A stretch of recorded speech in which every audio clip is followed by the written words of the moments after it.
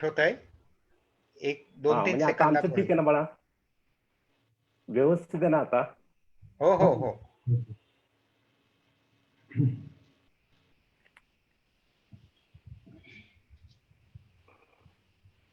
झालं? मला ते फेसबुक लाईव्ह वर आलेले प्रश्न कळतील का रे?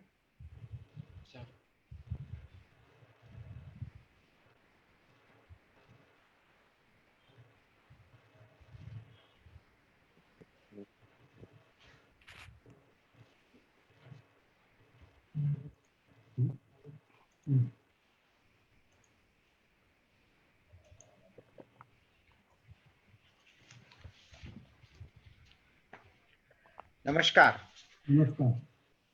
वाणी नमस्कार. चेंबरच्या विविध विषयांवरच्या वेबिनार मध्ये आपण करिअर विषयक मार्गदर्शनांची एक लिंक मागच्या आठवड्यात घेतली होती. त्याच्यामध्ये नवीन शैक्षणिक पद्धतींचा आढावा या विषयावर आपला सेमिनार झाला होता.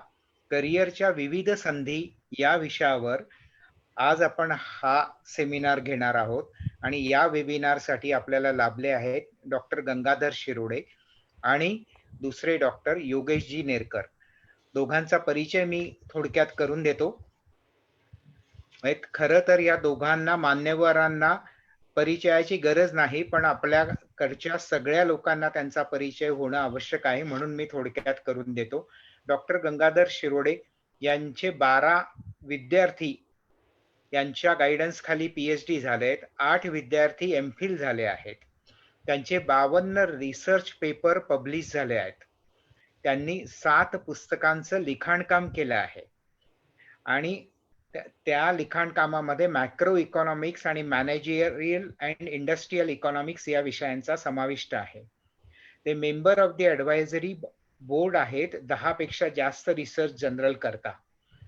नंतर त्यांनी त्यांनी head of the department of business economics and banking SP college पुण्यातलं जे प्रख्यात कॉलेज आहे त्याच्यामध्ये आपल्या पद भूषवलं आहे. Member of the management council and administrative board of SP मंडळी, सेक्रेटरी SP मंडळी, डायरेक्टर SP मंडळी नारळकर इन्स्टिट्यूटला ते बरेच वर्ष डायरेक्टर होते. Secretary association of Indian management school, member board of studies organisational management, legal and economical environment. नंतर vice chairman Maharashtra chapter association of the Indian management स्कूलचे होते. Chairman Maharashtra chapter association of Indian management स्कूलचे होते वेगवेगळ्या कालावधी. Executive board of the association of Indian management school, campus director of UGS campus of Shri Balaji society Tathawade. नंतर member high power committee Shri Balaji society Tathawade आणि सध्या ते व्हाईस चान्सलर म्हणून बालाजी इन्स्टिट्यूटवरच आहेत. नंतर त्यांनी विविध क्षेत्रातले सेमिनार, सिनॉप्सिस, वर्कशॉप अटेंड केले आहेत. नंतर ते life member Indian council of management executive मुंबईचे लाईफ मेंबर आहे. नंतर इंडियन इकॉनॉमिक असोसिएशनचे लाईफ मेंबर आहे. अशा वेगवेगळ्या इन्स्टिट्यूटचा आपण म्हणजे यादी भली मोठी आहे, पण मी संक्षिप्त स्वरूपात ते वाचत आहे. त्याच्या व्यतिरिक्त त्यांना विविध अवॉर्ड डझनाने त्यांना विविध अवॉर्ड मिळालेले आहेत आणि असे अतिशय प्रख्यात मनमिळावू असे वक्ते ते आहेत. दुसरे जे डॉक्टर योगेश नेरकर आहे त्यांचा परिचय मी थोडक्यात करून देतो. त्यांनी अगोदर युनिव्हर्सिटी ऑफ पुणे मध्ये कोऑर्डिनेटर एक्झामिनेशन ऑटोमेशनला 4 मे पासून काम करतायत. नंतर ते पुणे विद्यार्थी ग्रहचं जे पुणे कॉलेज ऑफ इंजिनिअरिंग आहे त्याला प्रिन्सिपल आहेत. कॉलेज ऑफ इंजिनिअरिंग पुणे विद्यार्थी ग्रहचं ते अगोदर तिथं प्रोफेसर म्हणून कार्यरत होते आणि त्याच्या बळावर त्यांना प्रिन्सिपलशिप अवॉर्ड झाली आहे. त्याच्या अगोदर त्यांनी भारती विद्यापीठ आणि भारती विद्यापीठमध्ये लेक्चरर इन इलेक्ट्रिकल इंजिनिअरिंग वर काम केलं आहे आणि अडवाणी ऑर्लिकॉन मध्ये ते सिनियर इंजिनियर म्हणूनही कार्यरत होते. ते फेलो ऑफ त्यांचं professional fellow of institution of इंजिनियर्सशी संलग्नित आहे. सिनियर मेंबर IEE USA शी संलग्नित आहे. Member India smart grid forum department of energy, government of इंडियावर संलग्नित आहे. Member smart grid coordination committee of Maharashtra, आणि त्यांचा एक्सपिरियन्स टीचिंगचा आणि रिसर्चचा 27 वर्षाचा अंदाजे आहे. अकॅडमिक ऍडमिनिस्ट्रेशन मध्ये त्यांना 16 वर्षाचा अनुभव आहे. एक्झामिनेशन ऍडमिनिस्ट्रेशन मध्ये त्यांना 18 वर्षाचा दीर्घकाळाचा अनुभव आहे. इंडस्ट्रियल 3 वर्षाचा अनुभव आहे. आणि कन्सल्टेशन आणि रिसर्च मध्ये त्यांनी आपले 24 वर्ष त्यामध्ये घातली आहे. आणि ते मेजर त्यांच्या रिस्पॉन्सिबिलिटी ते principal, approved principal of engineering college 11 वर्ष होते. Coordinator faculty of engineering in lieu of dean 2 वर्ष होते. Member of faculty of engineering 12 वर्ष होते. असं भलं मोठं त्यांचंही लिस्ट आहे. आणि ते त्यांचं म्हणजे फक्त प्रिन्सिपल म्हणूनच त्यांचा सहभाग त्यांनी सीमित न ठेवता ते युनिव्हर्सिटीच्या विविध कमिटीवरही आहेत. खरे तर हे दोन्ही डॉक्टर त्यांच्या त्यांच्या कार्यामध्ये मग्न असतात, पण आज वाणी चेंबरच्या कार्यक्रमासाठी त्यांनी विशेष वेळ दिला, म्हणून वाणी चेंबरच्या वतीने त्यांचे धन्यवाद आणि त्यांचे हार्दिक स्वागत मी करतो. आजचा जो कार्यक्रम आहे, आजचा जो विषय आहे, त्याच्यामध्ये आपण आपले जे नवीन पिढी येते आहे त्यांच्यासाठी करिअरच्या विविध संधी आहेत जगभरात, किंवा पूर्वीच्या काळी काही संधी अशा होत्या की आपण त्याला करिअर म्हणून बघत नव्हतो. आता खूपशा संधी अशा आहेत की त्या करिअर म्हणून आपण त्याच्याकडे बघतो, आणि मुलंही किंवा विद्यार्थीही त्या निवडतायत. खूपदा ट्रॅडिशनल लोकांना त्या संधी उपयुक्त आहेत का नाही हे खूपदा आपल्याला कळत नाही. म्हणून त्या संधींचा काय काय संधी उपलब्ध आहे आजच्या जगामध्ये याकरता आपण त्यांना निमंत्रित केलं आहे. आणि मी सर्वात अगोदर गंगाधर शिरोडेंना विनंती करेल की त्यांनी विषयाला सुरुवात करावी. नमस्कार. सर्वात प्रथम Vani chamber of commerce, industries and agriculture यांचं आणि यांचं कार्य पाहणारे मोठी टीम आहे आणि त्याचं नेतृत्व करणारे प्रशांत शेंडे आज इथे आहेत. यांचं मी मनापासून कौतुक यासाठी करतो की योग्य विषय योग्य वेळी आणि योग्य पद्धतीने मांडण्यासाठी त्यांच्या मनात विचार आला, हे माझ्या दृष्टीने आणि योगेच्याही दृष्टीने आम्हाला फार अभिमानास्पद असं वाटलं. आणि खरंच हा विचार आपण आपल्या समाजापर्यंत पोहोचवावा. आणि यंग इंडिया असं म्हटलं जातं सर्वत्र, तर या यंग इंडिया अनेक जे काही पेरेंट्स आहेत, पालक आहेत, जे कोणी उपस्थित आहेत, या सर्वांपर्यंत कमीत कमी शब्दात सोप्या भाषेमध्ये तुमच्यापर्यंत हा विचार मांडावा असा हा प्रयत्न आहे. आम्ही दोघांनी मिळून काही स्लाइड्स पण तयार केलेल्या आहेत, पण त्याच्या अगोदर थोडं प्रास्ताविक करणं हे आवश्यक आहे. प्रास्ताविक यासाठी की विषयाचे बघा 3 भाग आहेत. एक असा आहे की करिअर, दुसरा असा आहे की अपॉर्च्युनिटी, आणि तिसरा असा आहे की हल्लीच्या युगातील. आता युग हा शब्दप्रयोग वापरला आहे, म्हणजे युग हा म्हणजे त्याला अनेक दशकांचं असं एक युग असतं, कदाचित शतक हे सुद्धा युग होऊ शकतं. पण करिअर घडवणं आणि करिअर निर्माण करणं ह्या 2 गोष्टी वेगळ्या असतात. आता करिअर म्हणजे नेमकं काय असं जर आपण बघितलं तर शिक्षणाशिवायही करिअर होऊ शकतं आणि शिक्षणामुळे अधिक समृद्ध असं करिअर होऊ शकतं. म्हणजे आज बरेचसे उद्योगपती जर तुम्ही पाहिले असतील तर ते काही खूप मोठे ग्रॅज्युएट्स, पोस्ट ग्रॅज्युएट्स असे नाही आहेत, पण त्यांच्याकडे लिडरशिप क्वालिटीज होत्या. म्हणजे त्यांच्याकडे नेतृत्व गुण होते, नेतृत्व कला होती, आणि सगळ्यांना बरोबर घेऊन जाऊन आपला विचार उत्पादनाच्या स्वरूपामध्ये, सेवेच्या स्वरूपामध्ये मांडण्यात ते यशस्वी झाले. परंतु भारतातला तरुण आज इतका भाग्यशाली आहे की शिक्षण हे सर्वत्र उपलब्ध झालंय, आणि हे शिक्षण उपलब्ध झाल्यामुळे आपण शिकून काय करायचं नेमकं असा प्रश्न सगळ्यांपुढे असतो. मग आता पूर्वीचा जो ट्रेंड होता तो आता बदलत चाललाय. म्हणजे डॉक्टर असावं, इंजिनियर असावं, प्राध्यापक असावं, किंवा अलीकडच्या ट्रेंडमध्ये खूप मोठ्या प्रमाणावर वेगवेगळे डिप्लोमा आहेत, आणि कुशलता म्हणजे ज्याला स्किल डेव्हलपमेंट आपण असं म्हणतो ते सुद्धा आहे. आता मुळात जे काही शिक्षण असेल, म्हणजे कन्व्हेन्शनल एज्युकेशन, पारंपरिक आलेलं शिक्षण, किंवा नव्याने निर्माण झालेल्या शिक्षणाच्या संधी, या कोणत्याही असल्या तरी सुद्धा आपल्याला काही दृष्टिकोन त्या ठिकाणी ठेवावा लागतो. मग हा दृष्टिकोन नेमका कसा असावा? शिक्षण कशासाठी आहे? तर शिक्षण केवळ साक्षर होण्यासाठी नाही, सजग होण्यासाठी, क्रियाशील होण्यासाठी, कर्तृत्व संपन्न होण्यासाठी आणि एक सुंदर माणूस व्यक्तिमत्व घडावं यासाठी हे शिक्षण असतं. स्वामी विवेकानंदांनी कमीत कमी शब्दात सांगतो, शिक्षण कशासाठी? तर शिक्षण आहे मनुष्य घडवण्यासाठी, मानव निर्माण करण्यासाठी, चारित्र्य संपन्न करण्यासाठी, आणि त्याचबरोबर लाईफ बिल्डिंग म्हणजे स्वतःचं जीवन हे या शिक्षणाच्या आधारे उत्तम पद्धतीने जगता यावं यासाठी शिक्षण असावं, असा विवेकानंदांचा विचार. अगदी अलीकडच्या काळात आपण आलो तर रघुनाथ माशेलकर असं म्हणतात की E is equal to F, म्हणजे education is only future and future is nothing but it is related with the education. आणि मग शिक्षण म्हणजे काय?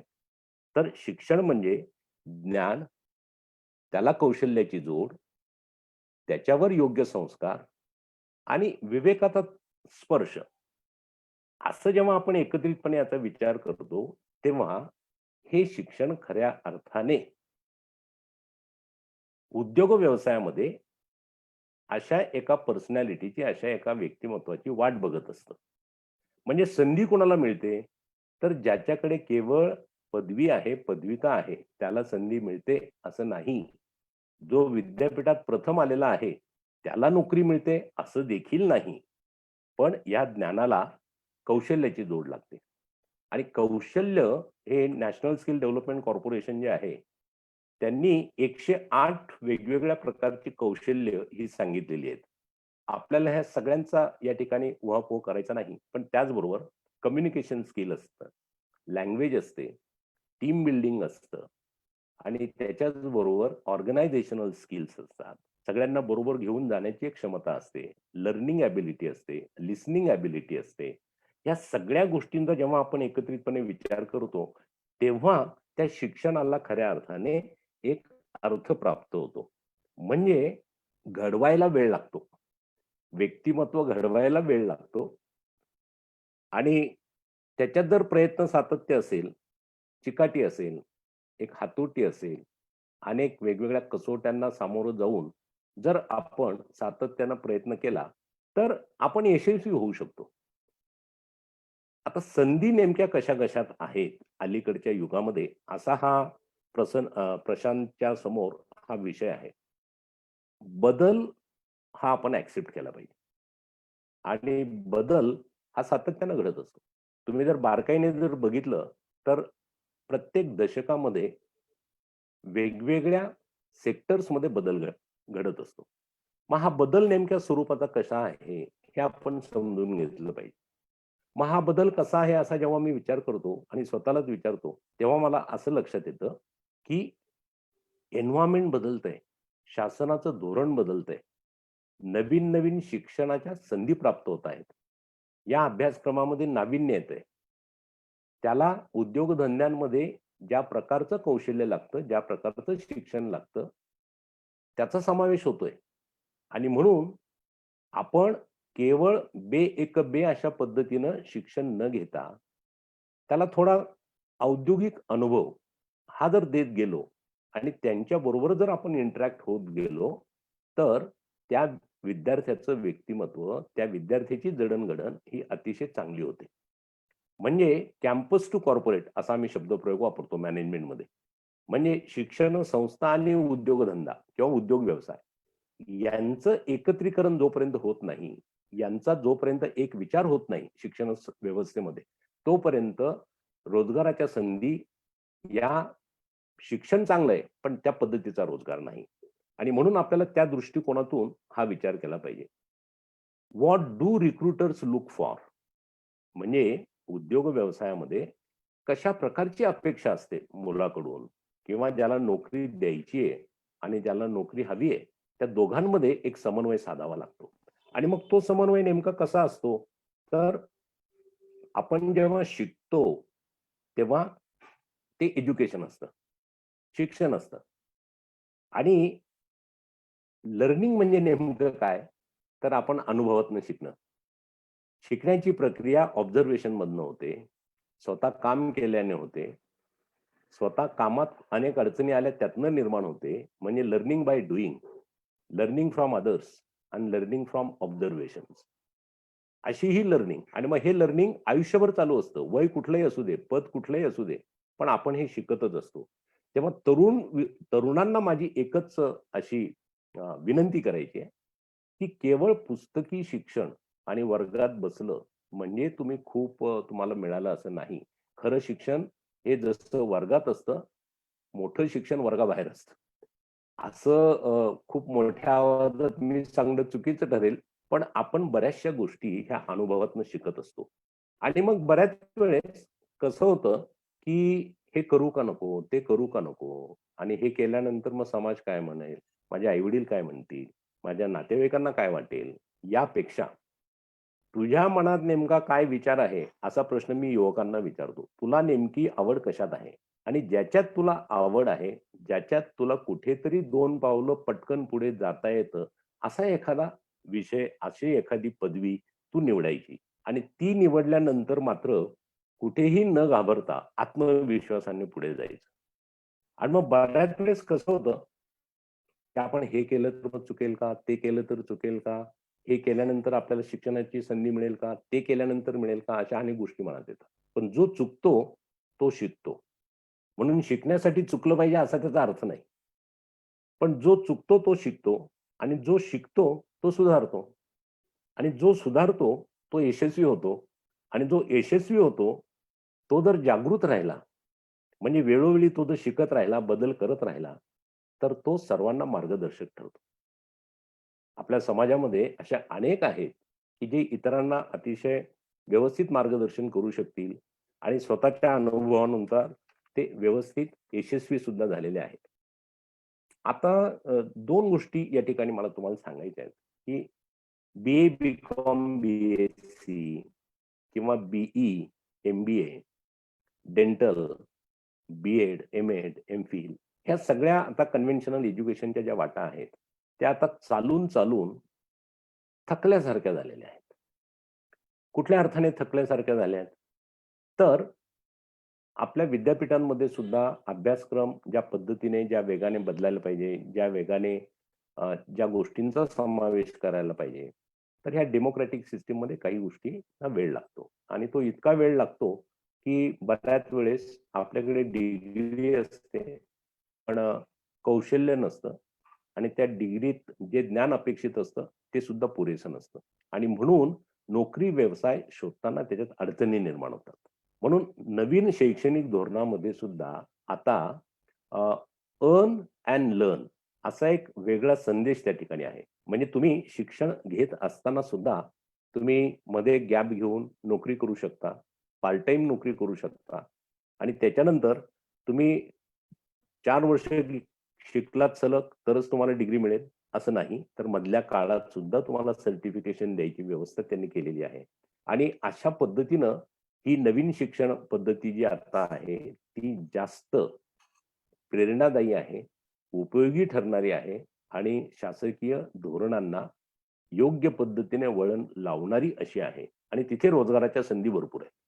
आता पहा रोजगाराच्या संधी म्हणजे कसं, की सी झालात, झालात, बी-कॉम झालात, वेगवेगळ्या इंटरमिडिएट प्रोफेशनल परीक्षा दिल्यात, ग्रॅज्युएशन नंतर एम-बी-एला गेलात किंवा 12वी नंतर तुम्ही बी-बी-ए केलं, एल-एल-बी कडे गेलात, बी-ए एल-एल-बी कडे गेलात. अशा कुठल्याही क्षेत्रामध्ये तुम्ही जा. कुठल्याही क्षेत्रात जरी गेलात तरी सुद्धा तुम्हाला हे कळलं पाहिजे, की हे शिक्षण आपल्याला घेत असताना स्वतःचा व्यवसाय तरी करायचा आहे, स्वतःची कन्सल्टन्सी फर्म तरी काढायची आहे किंवा मला चांगल्या मल्टीनॅशनल कंपनीमध्ये काम मिळालं पाहिजे. मला नोकरीची संधी मिळाली पाहिजे. आत्ताचं युग कसं आहे पहा. आत्ताचं युग multi skill, multiple role and responsibility and multiple shouldering and heading the various types of the skills in the organisation. म्हणजे कसं आहे, की तुम्ही बी.कॉम झालात. आता नेमकं काय करायचं बी.कॉम नंतर? असा प्रश्न निर्माण होईल.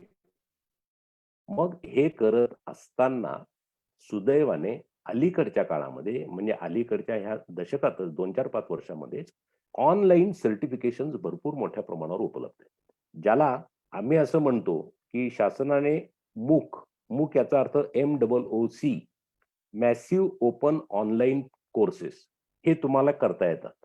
ऑनलाईन करता येतात. त्याच्यानंतर स्वयं म्हणून जे काही ॲप आहे त्याच्यामध्ये सुद्धा तुम्ही कुठल्याही वयामध्ये सर्टिफिकेशन्स करू शकता. म्हणजे ज्ञान समृद्ध करण्यासाठी, ज्ञान अधिक उपयुक्त ठरावं यासाठी आणि स्वतःला एक ज्ञानाबरोबर जर कौशल्य मिळालं, तर जास्त चांगल्या संधी ह्या रोजगारामध्ये उपलब्ध होतात. आता कोव्हिड-19 मुळे आपण काय शिकलो? सगळे डिजिटल डिव्हाइसेस वेगवेगळ्या वयातल्या लोकांना चांगले ऑपरेट करता यायला लागले. आपण घरी बसून सगळ्या गोष्टी व्यवस्थित करू शकतो. मग आता ह्या ऑनलाईनमुळे बघा, की कशा गोष्टी वेगवेगळा फायदा झाला, की जे वेगवेगळे ॲप्स आहेत त्यांना मोठ्या प्रमाणावर मागणी आली. वेगवेगळे जे काही या ठिकाणी नेटवर्कशी रिलेटेड गोष्टी आहेत, त्यांचं मोठ्या प्रमाणावर मागणी वाढली आणि आपण हे करू शकतो हा आत्मविश्वास सर्वच वयोगटामध्ये आला. म्हणजे आता पहिलीपासून ते उच्च शिक्षणापर्यंत हे ऑनलाईन सगळं सुरू झालं. तर अशा प्रकारे बदल हा स्वीकारावा लागतो आणि जो बदल स्वीकारतो शिक्षणामध्ये, शिक्षण क्रमामध्ये, तो नक्की पुढे जातो. आता माझ्या दृष्टिकोनातून तुम्ही जर म्हणाल, की रोजगाराच्या संधी नेमक्या कुठे आहेत? कशा प्रकारचं शिक्षण असावं? शिक्षण कुठल्याही प्रकारचं असू दे. मी कुठलाही कोर्स कमी आहे असं कधीच म्हणणार नाही. कुठलीही डिग्री ही कमी आहे इतर याच्याशी तुलना करता असं म्हणणार नाही.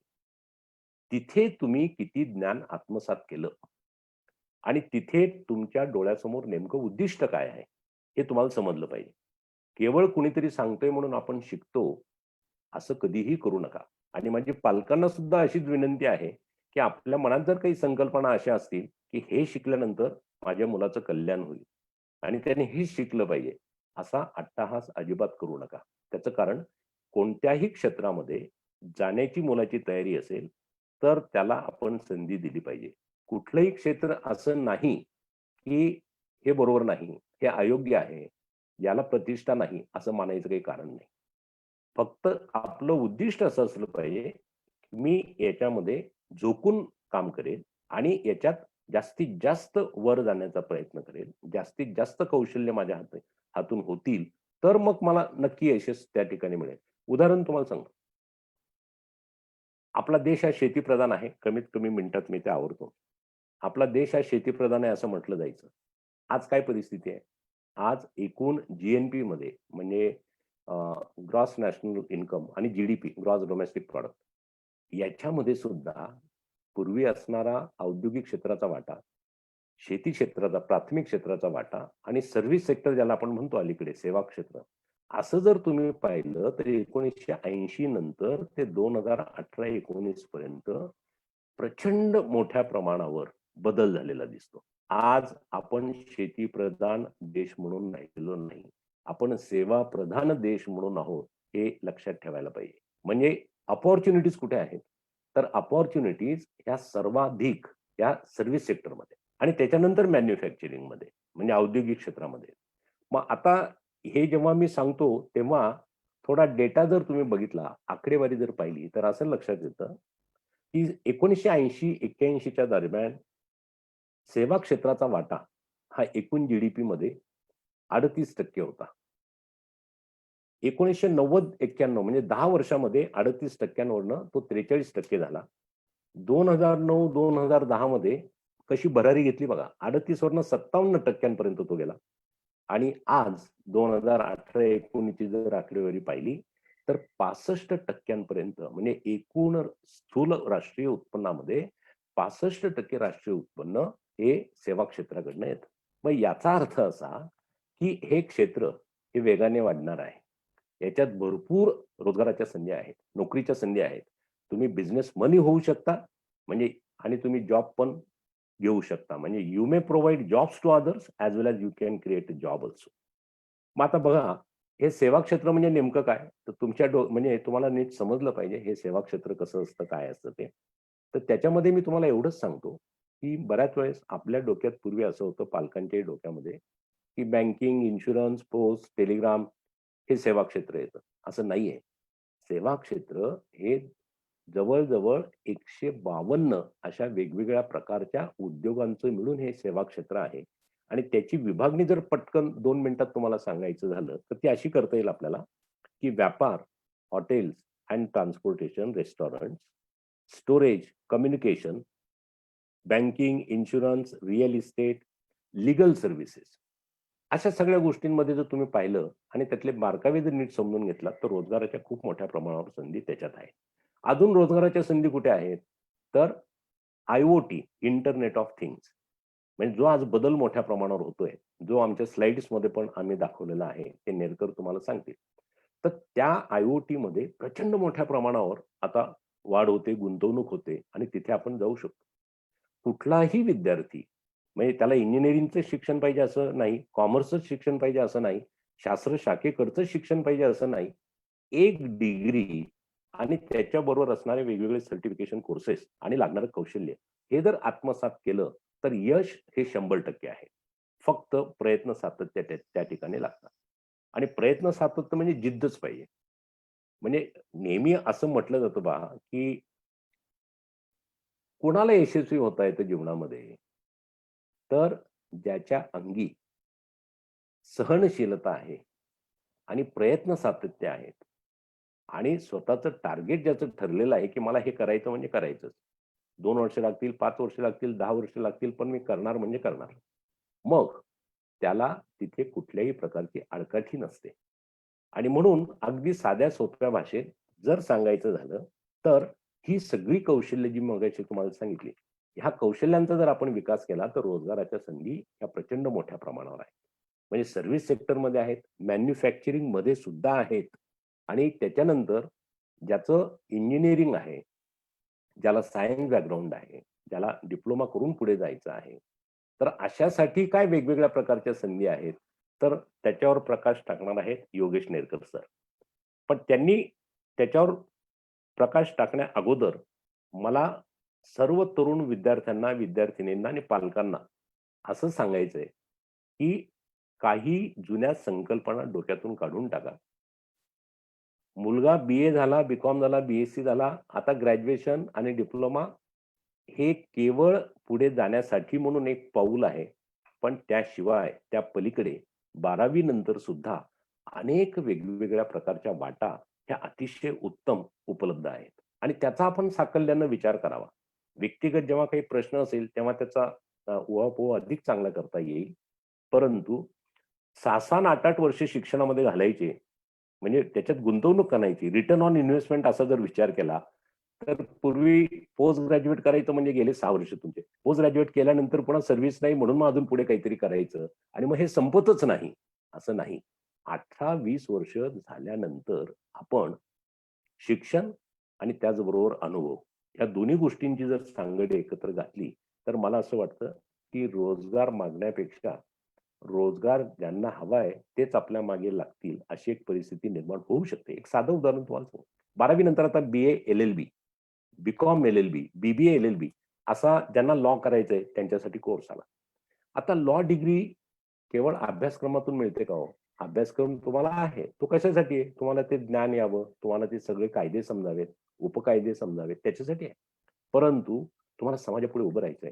तुम्हाला कोर्टात तुमचं बाजू मांडायची आहे.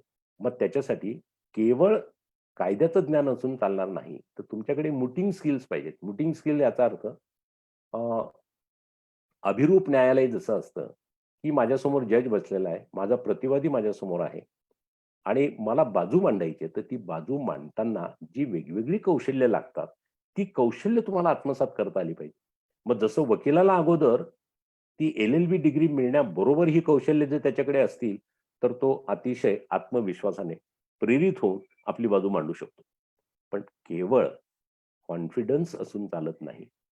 कॉन्फिडंट हा निर्माण करावा लागतो. म्हणजे ह्या 2 गोष्टींमध्ये फरक आहे. जसं नॉलेज, स्किल आणि विजडम याच्यामध्ये अंतर आहे. तसं या अनेक कौशल्यांमध्ये सुद्धा एक वेळ द्यावा लागतो. तो वेळ तुम्ही द्या. मग तुम्हाला रोजगार म्हणजे एम्प्लॉयमेंटसाठी फार मोठी काही अडचण निर्माण होणार नाही. म्हणून माझी तुम्हाला सगळ्यांना अशी विनंती आहे, की ज्ञान हे एका रात्रीत, 2 वर्षात, 4 वर्षात मिळत नाही. ते सातत्य लागतं त्याच्यामध्ये. ऑब्झर्वेशन लागतं. त्या ऑब्झर्वेशनमधून आपण जास्त आत्मसात करूया. प्रश्नांची काही प्रश्न असतील त्याला उत्तरही आम्ही वेळेवर देणार आहोत. तेव्हा मी आता माझं जे काही भाष्य होतं थोडंफार प्रास्ताविकेचं, तर ते प्रास्ताविक मी या ठिकाणी थांबतो आणि अ, माझ्यानंतर आता योगेश नेरकर आणि आम्ही ज्या काही स्लाइड्स तयार केल्या आहेत त्याच्यावर ते भाष्य करतील. Over to you Prashant. Thank you sir. मी योगेशजींना विनंती करतो की त्यांनी त्यांचं प्रेझेंटेशन सुरू करावं. तुम्ही तुमची स्क्रीन शेअर करू शकतात. योगेशजी. हो. नमस्कार. सर्वप्रथम मी Vani chamber of commerce, industry and ॲग्रिकल्चरच्या ट्रस्टीचं आभार मानतो की त्यांनी आम्हाला आजच्या कार्यक्रमासाठी निमंत्रित केलं आणि समाजासमोर आमचे मत मांडण्याची संधी दिलेली.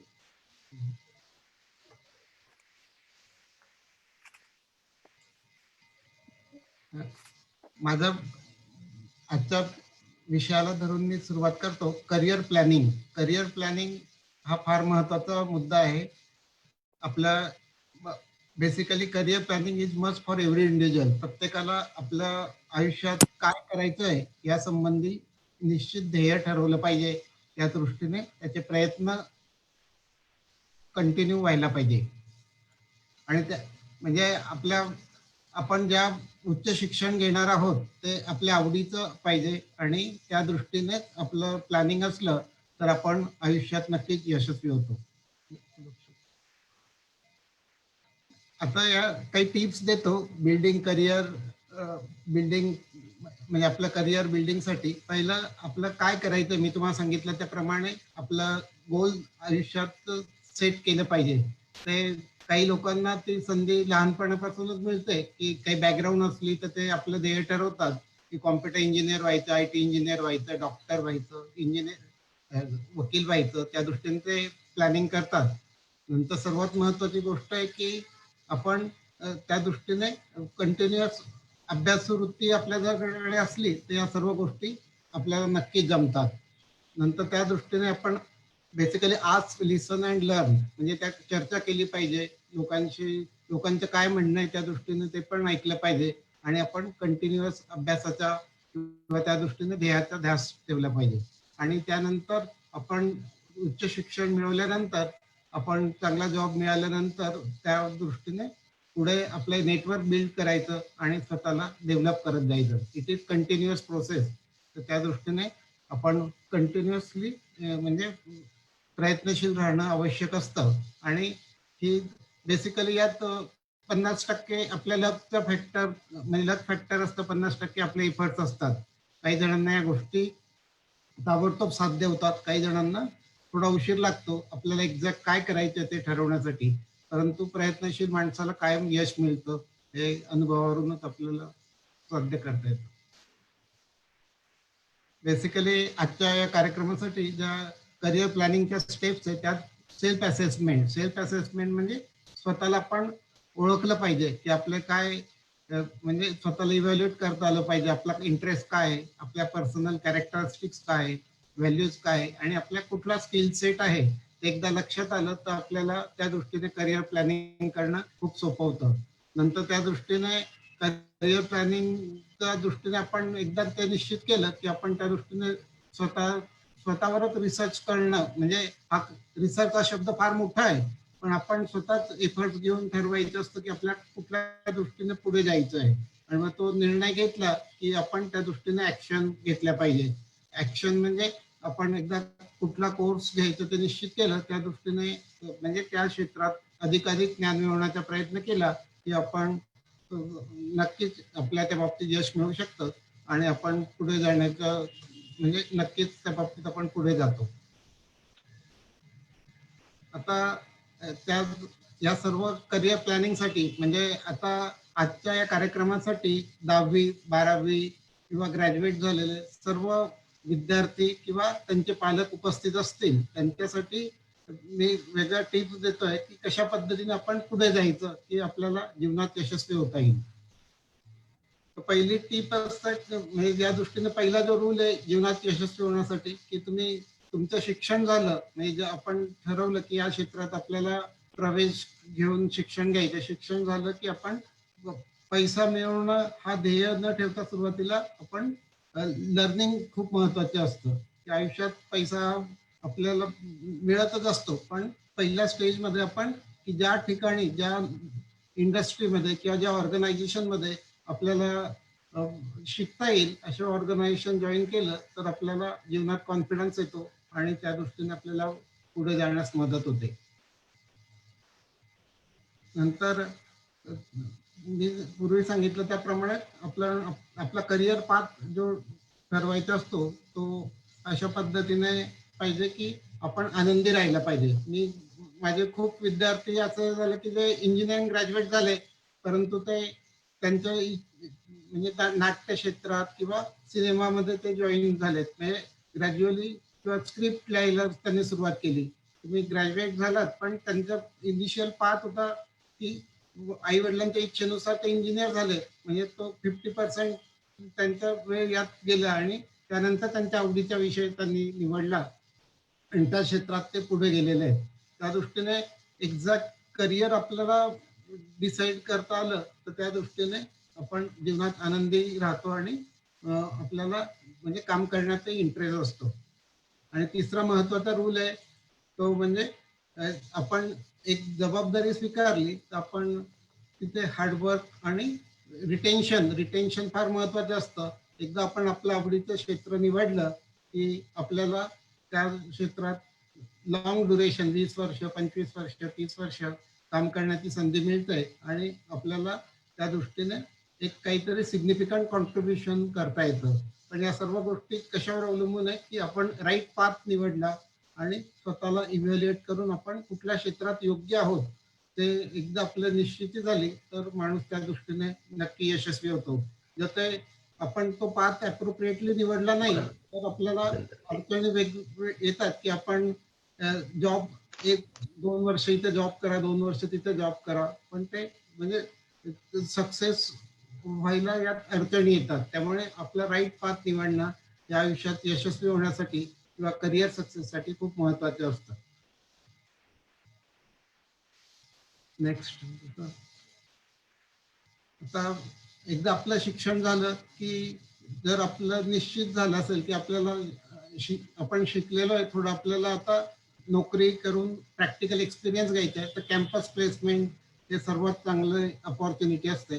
कॅम्पस प्लेसमेंटसाठी अकॅडमिक्स पण बघितलं जातं ओव्हरऑल ऍक्टिव्हिटीज मधलं आपलं कॉन्ट्रीब्युशनही बघितलं जातं. तर त्या दृष्टीने म्हणजे शिक्षण पूर्ण झाल्यावर कॅम्पस करता आपलं नाव रजिस्ट्रेशन करून आपण चांगल्या जॉबसाठी हे करू शकतो. आणि मी अनेक माझे विद्यार्थी बघितलेले आहेत की ज्यांनी शिक्षण घेतलं कॅम्पस थ्रू रिक्रूट झाले त्यानंतर ते हायर एज्युकेशनला गेले आहेत किंवा त्यांनी म्हणजे स्वतःचा बिझनेसही सुरू केलेला आहे. त्यामुळे पहिली स्टेप की शिक्षण झालं आपल्याला अनुभव घ्यायचा असेल तर कॅम्पस प्लेसमेंट हा सर्वात पहिला मार्ग मी विद्यार्थ्यांसाठी सुचवतो. जर आपल्याला इंटरेस्ट असेल हायर एज्युकेशनसाठी तर भारतात सुद्धा अत्यंत उत्कृष्ट शैक्षणिक संस्था आहेत. IIT आहे, Indian institute of science Bangalore आहे, नॅशनल इन्स्टिट्यूट ऑफ टेक्नॉलॉजीज आहे की जिथे आपल्याला उच्च शिक्षणासाठी खूप चांगल्या अपॉर्च्युनिटीज आहे आणि फॅसिलिटीज सुद्धा आहेत. आणि अनेक विद्यार्थ्यांचा कल असतो की परदेशात जाऊन आपण MS करायचं त्याकरता ग्रॅज्युएट रेकॉर्ड एक्झामिनेशन द्यावी लागते आणि आपल्याला भारतात चांगल्या इन्स्टिट्यूशनमध्ये शिक्षण घेण्याची संधी मिळवायची असेल तर आपल्याला graduate aptitude test in engineering द्यावी लागते आणि मग आपण त्या दृष्टीने करिअर बनवू शकतो. दुसरा मार्ग कुठल्याही ग्रॅज्युएशन नंतर जसं शिरोडे सरांनी सांगितलं की MBA ही एक खूप चांगली अपॉर्च्युनिटी असते. तर त्याकरता या पोस्ट ग्रॅज्युएशनसाठी आपण कुठल्याही क्षेत्रातले ग्रॅज्युएट असलो तरी चालू शकतो. आपल्याला इथे स्वतःला प्रूव्ह करण्याची संधी मिळते. मल्टीनॅशनल कंपनीमध्ये आपल्याला जॉब मिळू शकतो आणि आपण एक चांगलं आपलं व्यक्तिमत्व घडतं आणि सर्व क्षेत्रात आपण यशस्वी होऊ शकतो. अनेक विद्यार्थी मी असं बघितलंय की ज्यांना इंटरेस्ट होता की UPSC MPSC देऊन सिव्हिल सर्व्हिसेस जॉईन करायचं. इथे या सिस्टीमचे अनेक ऍडव्हान्टेजेस आहेत की आपण सिस्टीम बदलवू शकतो आणि डिसिजन मेकिंग मध्ये आपला महत्वाचा रोल राहू शकतो. कुठलंही ग्रॅज्युएशन झाल्यानंतर आपल्याला MPSC आणि UPSC या परीक्षा देता येतात. IAS होता येतं, IFS होता येतं, इंडियन रेल्वे सर्व्हिसेस जॉईन करता येतं, इंडियन पोलीस सर्व्हिसेस जॉईन करता येतं आणि आपल्याला उत्कृष्टरित्या आपलं आयुष्य जगता येतं. आणि आजकाल आता सेंट्रल गव्हर्नमेंटच्या पॉलिसीज पण फेवरेबल आहेत डिफेन्स सर्व्हिसेस मध्ये जॉईन होण्यासाठी. सॅलरी पण उत्कृष्ट आहे आणि बेसिकली चॅलेंजिंग जॉब असतो की आपण जर एक्साइटेड असू देशासाठी डायरेक्टली कॉन्ट्रीब्युट करायला, तर आपण इंडियन आर्मी मध्ये जॉईन होऊ शकतो, इंडियन नेव्ही मध्ये जॉईन होऊ शकतो किंवा इंडियन एअरफोर्स मध्ये सुद्धा अपॉर्च्युनिटीज आहे. आपण डायरेक्टली त्या विंग मध्ये नाही गेलो तर आपल्या शिक्षणानंतर आपण टेक्निकल स्टाफ म्हणून वेगवेगळ्या ऑर्गनायझेशन मध्ये जाऊन आपल्या देशासाठी कॉन्ट्रीब्युट करू शकतो आणि हे सुद्धा एक चांगलं अपॉर्च्युनिटी असलेलं क्षेत्र आता उदयास आलेलं आहे. सोशल सर्व्हिसेस मध्ये अनेकांना इंटरेस्ट असतो की त्यांना काहीतरी सर्व्हिसेस समाजासाठी प्रोव्हाइड करायचे असतात. त्याकरता NGO आपल्याला सुरू करता येतं. या क्षेत्रात आजच्या नीतीला फायनान्शियल आपल्या बेनिफिट कमी आहे, पण सेल्फ सॅटिस्फॅक्शन फार महत्वाचं असतं. आपल्याला 1,00,000 1,50,000 अशी सॅलरी मिळत नाही या क्षेत्रामध्ये, परंतु आपलं सेल्फ सॅटिस्फॅक्शन आणि समाजासाठी आपण डायरेक्टली कॉन्ट्रीब्युट करू शकतो. आणि हे अनेक लोक म्हणजे मी साधारण बघितलं 10 ते 15% विद्यार्थ्यांचा कल असा असतो की स्वतःचे NGO सुरू करून विविध क्षेत्रात आपला सहभाग नोंदवता येतो. आणि मी तुम्हाला आधीच सांगितलं की काही बॅकग्राऊंड असली किंवा आपल्याकडे काही आयडियाज असल्या तर आपण स्वतःचा बिझनेस उत्कृष्टरित्या सुरू करू शकतो. बेसिकली आपण आर्किटेक्ट असो, स्ट्रक्चर इंजिनियर असो किंवा वकील असो, तर अशा ठिकाणी आपल्या स्वतःचा बिझनेस पटकन सुरू करता येतो. थोडा फायनान्शियल सपोर्ट मिळाला तर आपण स्वतः आपल्या क्षेत्रात खूप पुढे जाऊ शकतो. आणि त्यात थोडं रिस्क आहे, परंतु कॉन्फिडन्स असतो, आपण आपले स्वतःचे बॉस असतो आणि त्यात अनेक विद्यार्थ्यांचं डेव्हलपमेंट झालेलं मी स्वतः बघितलेलं आहे. पण त्यांनी योग्य वेळी योग्य निर्णय घेतला, स्वतःचं सुरू केलं आणि 5 ते 10 वर्षात ते एक चांगले बिझनेसमॅन झालेले आहेत. आता महत्वाच्या मुद्द्याकडे येतो की सगळीकडे जी चर्चा सुरू आहे की जॉब कमी आहेत, कसं हे ऑटोमेशन झालंय सगळीकडे, ही फॅक्ट आहे की आता आपण ऑटोमोबाईल इंडस्ट्री बघितलं तर ऑलमोस्ट 90% वर्क ऑटोमेशनने होत आहे. परंतु या दृष्टीने आपण म्हणजे अनेक लेवलला मी अनेक प्लॅटफॉर्मवर काम करत असतो. मला माहिती आहे की ज्या विद्यार्थ्यांनी या क्षेत्रात आता कसं झालं सगळं मल्टीडिसिप्लिनरी झालेलं आहे. इलेक्ट्रिकल इंजिनियर सुद्धा रोबोटिक मध्ये काम करतात, सिव्हिल इंजिनियर पण करतात, मेकॅनिकल, इलेक्ट्रॉनिक्स, कॉम्प्युटर, IT सगळ्या इंजिनियर्सला यात संधी असते. तर बेसिकली यात एक्सपर्ट कमी आहे. आपण या सिस्टीम बेसिकली आपण परदेशातून इम्पोर्ट केलेल्या असतात, परंतु या सिस्टीम राबवण्यासाठी त्याच्या मेंटेनन्ससाठी त्या सर्व दृष्टीने आपल्याला मॅनपॉवर म्हणजे स्किल्ड मॅनपॉवरची गरज असते. आणि त्या दृष्टीने ऑटोमेशन क्षेत्र एका दृष्टीने आपण म्हणतो की त्यामुळे म्हणजे वर्कर्स कमी झाले, हे झाले, ही फॅक्ट आहे. परंतु त्या दृष्टीने जे स्किल्ड लेबर आहे तर त्याकरता वेगवेगळे ट्रेनिंग प्रोग्राम्स इंडस्ट्रीने वेगवेगळ्या लेवलला राबवायला सुरुवात केलेली आहे. आपल्याच स्टाफला की ज्यांनी आपल्या इंडस्ट्रीमध्ये 15 ते 20 वर्ष सर्व्हिस केलेली आहे त्यांनाच अप्रोप्रिएट ट्रेनिंग देऊन त्या सिस्टीम ऑपरेट करण्याची संधी दिली जाते. यात बेसिकली एक ऍडव्हान्टेज असतो या सिस्टीम मध्ये की ॲक्युरसी खूप जास्त असते की जे रिपिटेटिव्ह जॉब असतात तर ऑटोमेशनने जो बेनिफिट होतो एकदा की एक सिस्टीम सेट केली तर आपल्याला त्या दृष्टीने खूप चांगल्या क्वालिटीचं मटेरियल प्रॉडक्ट बाहेर मिळतं आणि त्या दृष्टीने आपल्या सर्वांना म्हणजे रिलायबल सिस्टीम उपलब्ध होऊ शकतात. ऑटोमेशन क्षेत्र हे गार्डनिंग पासून सगळीकडे उपलब्ध झालेलं आहे. आता बेसिकली म्हणजे मी अनेक सिस्टमशी निगडीत आहे, तर वेगळे प्रॉडक्ट तयार करण्याच्या ऍक्टिव्हिटी बेसिकली हाय राईज बिल्डिंगचा स्प्रे पेंटिंग वापरून कसं करता येईल. नंतर बेसिकली ऍग्रिकल्चर सेक्टर करता मेजर काम सुरू आहे आणि सेंट्रल गव्हर्नमेंटच्या पॉलिसी सुद्धा त्या दृष्टीने अत्यंत उपयुक्त आहे आणि या धोरणातही अनेक विद्यार्थ्यांना फायदा होतोय. Basically river cleaning system, drainage cleaning system याकरता म्हणजे माणसाचा वापर करण्यापेक्षा रोबोटिक सिस्टीमचा वापर केला तर आपल्याला बेसिकली रिस्क फॅक्टर कमी असतो, रिलायबिलिटी जास्त असते आणि त्या दृष्टीने भारतातही वेगवेगळ्या इन्स्टिट्यूशनमध्ये बेसिकली शिरोडे सरांनी सांगितलं त्याप्रमाणे इंडस्ट्री इन्स्टिट्यूट इंटरॅक्शन अप्रोप्रिएट असलं तर त्या महाविद्यालयातील, त्या अभियांत्रिकी महाविद्यालय असतील किंवा तंत्र विद्यालय असतील म्हणजे पॉलिटेक्निक असतील, जर अप्रोप्रिएट आपण फेवरेबल सिच्युएशन उपलब्ध करून दिली तर विद्यार्थ्यांना या दृष्टीने वेगवेगळ्या प्रकारचे ट्रेनिंग मिळतं आणि विद्यार्थ्यांना याचा खूप फायदा होतो. की आज अनेक सिस्टीम जे ऑटोमॅटिक आहे, इव्हन मेडिकल क्षेत्रातही रोबोटिक सिस्टीम वापरल्या जातात, पण बेसिकली ते मेंटेन करणं, त्याचं रेग्युलर टेस्टिंग, नंतर म्हणजे परदेशात आल्यानंतर इन्स्टॉलेशन कमिशनिंग पासून मेजर इश्यूज असतात. तर त्याकरता जर स्किल मॅन पॉवर आपण उपलब्ध करू शकलो तर त्या दृष्टीने महत्वाचा प्रश्न सुटू शकतो आणि यात खूप चांगल्या करिअर अपॉर्च्युनिटीज आज उपलब्ध आहेत. बेसिकली यात मी विचार केला की स्किल हा एक महत्वाचा फॅक्टर असतो.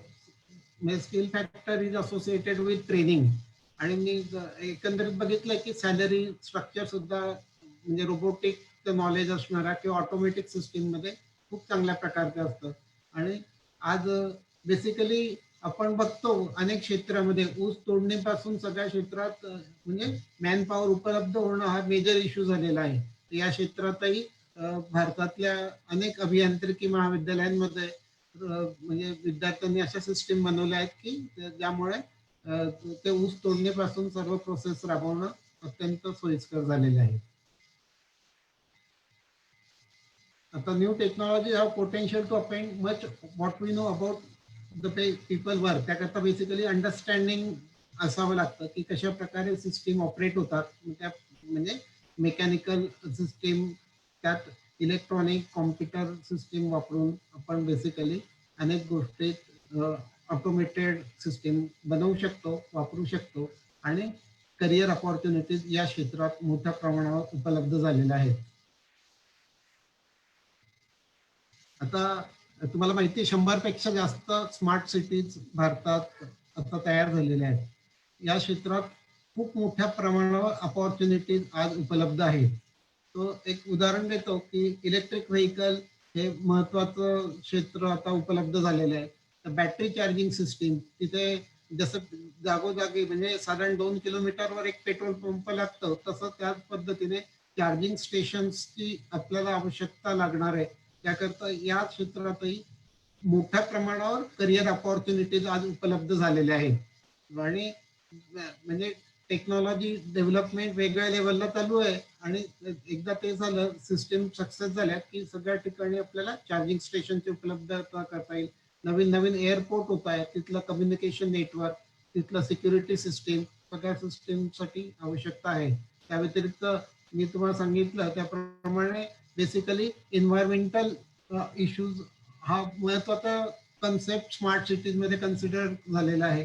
Basically solar PV system, solar thermal system, नंतर ग्रीन बिल्डिंग हे आज सर्वत्र या दृष्टीने वाटचाल चालू आहे. मी एक म्हणजे पुढे स्लाइड पण इन्क्लूड केलेली आहे. कोइंबतूरला मोठ्या प्रमाणात या पद्धतीने डेव्हलपमेंट झालेली आहे. स्मार्ट सिटीमध्ये यात दाखवलं त्याप्रमाणे सर्व क्षेत्रात पुढे झाले आणि यात बिझनेस अपॉर्च्युनिटीज फार मोठ्या प्रमाणात उपलब्ध झालेल्या आहेत. आणि आपल्या वाणी समाजाने, Vani chamber of commerce, industry and ऍग्रिकल्चरने या क्षेत्रात नक्कीच विचार करावा की म्हणजे मोठ्या प्रमाणावर यात संधी उपलब्ध झालेल्या आहेत. Basically intelligent transport system, smart waste management हा महत्वाचा इश्यू झालेला आहे की जे जो कचरा तयार होतो तो जागेवरच कसा जिरवायचा, त्या दृष्टीने सुद्धा नवीन नवीन टेक्नॉलॉजी उपलब्ध आहे. आणि आपल्या समाजातील विद्यार्थ्यांनी आणि तज्ज्ञांनी या दृष्टीने टेक्नॉलॉजीमध्ये सहभागी झाले तर हा एक चांगला सोर्स उपलब्ध होणार आहे. नंतर IT क्षेत्रात सुद्धा मोठ्या प्रमाणात सगळ्या स्मार्ट सिटीमध्ये मोठ्या प्रमाणात IT सिस्टीम राहणार, वायफाय सिस्टीम राहणार. तर बेसिकली इन्स्टॉलेशन, मेंटेनन्स, कमिशनिंग या क्षेत्रात लाखो इंजिनियर्स आणि बेसिकली स्किल्ड लेबरची गरज लागणार आहे. त्याकरता शिरोडे सरांनी सांगितलं त्याप्रमाणे प्रत्येकाला संधी मिळेलच डिप्लोमा डिग्री होण्याची अशी आवश्यकता नाही. जर तुम्ही तुमचं 12वी पर्यंत जरी शिक्षण झालेलं असलं आणि यात तुम्ही स्किल अचीव्ह केलं तर तुम्हालाही सफिशियंट फायनान्शियल सपोर्ट मिळू शकतो. यात आपण म्हणजे विद्यार्थ्यांनी आणि कन्सर्न पालकांनी जर अप्रोप्रिएट म्हणजे सिलेक्शन केलं तर त्या दृष्टीने large number of opportunities available आहे स्मार्ट सिटीजमध्ये. एक कोइंबतूर एक सक्सेसफुल स्मार्ट सिटी झालेली भारतात. तर त्याचा एक फोटोग्राफ मुद्दामून टाकलेला आहे की सर्व क्षेत्रात डेव्हलपमेंट झाली. सर्व म्हणजे क्लीन रिव्हर्स पासून चांगल्या हाय राईज बिल्डिंग, ग्रीन बिल्डिंग म्हणून सुद्धा डेव्हलप झालेल्या आहे. या दृष्टीने या क्षेत्रामुळे मोठ्या प्रमाणावर आपल्याला ऑपॉर्च्युनिटीज उपलब्ध झालेल्या आहेत. आता basically development and investment in super cities, information technology parks, IT park सर्वत्र झालेत. आता आपण जर बघितलं तर बेंगलोर, नंतर गुरुग्राम, दिल्ली, मुंबई, पुणे हे मोठे सुपर सिटीज झाले की जिथे IT पार्क उपलब्ध आहेत. आणि बेसिकली फक्त इंजिनियर्सना संधी असं नाही, आपण bachelor in computer science, bachelor in computer application किंवा MCA झालं असलं तर इंजिनियर म्हणजे त्या सायन्स ग्रॅज्युएट्स नाही चांगल्या संधी यात उपलब्ध आहे. वेगळ्या आपल्या कपॅसिटीनुसार अनेक ऑपॉर्च्युनिटीज उपलब्ध आहेत. आणि इन्फ्रास्ट्रक्चर क्षेत्रात बेसिकली स्मार्ट सिटीजमुळे इन्फ्रास्ट्रक्चर क्षेत्रात मोठ्या प्रमाणात संधी उपलब्ध झालेल्या आहेत. त्याचा सर्वांनाच फायदा होऊ शकेल. म्हणजे आज जो मेजर इश्यू आहे एम्प्लॉयमेंट उपलब्ध नाही तर हे प्रश्न मला खात्री आहे की म्हणजे आत्मनिर्भर भारत, मोदी आपल्या भारताचे पंतप्रधान नरेंद्र मोदीची जी इच्छा आहे त्या पद्धतीने आपण सर्वांनी सहभाग घेतला, इंडस्ट्री इन्स्टिट्यूट इंटरॅक्शन वाढली आणि आपण योग्य संधी आपल्या कपॅसिटी आणि स्वतःला ओळखून जर निश्चित केल्या तर मोठ्या प्रमाणावर आपल्या भारत देशात संधी उपलब्ध आहेत. बेसिकली या संधी इमिजिएटली आपल्या देशात उपलब्ध येतात. ट्रान्सपोर्टेशन सेक्शन मध्ये महत्वाचं आहे. मी तुम्हाला सांगितलं की इलेक्ट्रिक व्हेकल आपल्याला आता टाळता येणार नाही की या क्षेत्रात सर्व आतापर्यंत आपण चायनावर डिपेंडंट होतो. आता इंडिजिनियस डेव्हलपमेंट करणं आवश्यक आहे. त्याच्या असोसिएटेड सांगितलं त्याप्रमाणे बॅटरी मॅनेजमेंट सिस्टीम आणि बेसिकली चार्जिंग स्टेशन यात चांगल्या ऑपॉर्च्युनिटीज आहे. बिल्डिंग म्हणजे या ग्रीन बिल्डिंगचे कन्सेप्ट इंट्रोड्यूस झालेले आहे. Appropriate utilisation of renewable energy sources, renewable energy सेक्टरमध्ये मोठ्या प्रमाणावर इन्व्हेस्टमेंट चालू आहे आणि अनेक संधी उपलब्ध झालेल्या आहेत. युटिलिटीज मध्ये बेसिकली इंटरनेट ऑफ थिंग्स म्हणजे सगळीकडे इंटरनेट फॅसिलिटी वापरून आपण अनेक प्रकारच्या गोष्टी साध्य करू शकतो. तर त्याकरता बेसिकली संधी उपलब्ध झालेल्या आहे. एन्व्हायरमेंट मध्ये basically solar PV system, solar thermal system, green building या सगळ्या aspect basically carbon dioxide, carbon मोनॉक्साईडचं प्रमाण कसं होईल, कसं कमी होईल त्या दृष्टीने मोठ्या प्रमाणावर राष्ट्रीय धोरणं निश्चित झाल्यामुळे अनेक प्रकारच्या संधी उपलब्ध आहेत. इन्फ्रास्ट्रक्चर क्षेत्रामध्ये आता मेट्रो सिस्टीमचे कामं चालू आहेत. हे फार मोठ्या ऑपॉर्च्युनिटी उपलब्ध झालेल्या आहे आणि जवळजवळ सर्व मोठ्या शहरांमध्ये मेट्रो फॅसिलिटी उपलब्ध झालेली आहे. तिथे बेसिकली जे मेट्रो स्टेशन्स आहे तिथे जे एनर्जी रिक्वायरमेंट आहे ती बेसिकली सोलर PV सिस्टीम वापरून होणार. तर म्हणजे जरी आपल्याला इमिजिएटली इन्स्टॉलेशनची संधी मिळाली नाही तरी मेंटेनन्स रिलेटेड अस्पेक्ट असू शकतील.